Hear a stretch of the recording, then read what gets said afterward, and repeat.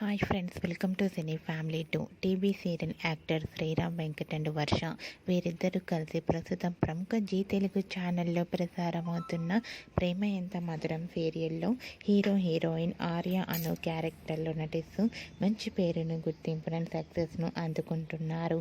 వీరిద్దరూ ప్రతి ఇయర్ కూడా బెస్ట్ కపుల్ అవార్డును కూడా అందుకుంటున్నారు.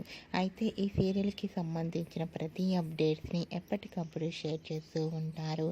రీసెంట్గా ప్రేమ ఎంత మధురం సీరియల్ హీరోయిన్ ఆర్య అను షూటింగ్ లొకేషన్ లేటెస్ట్ ఫొటోస్ను షేర్ చేశారు.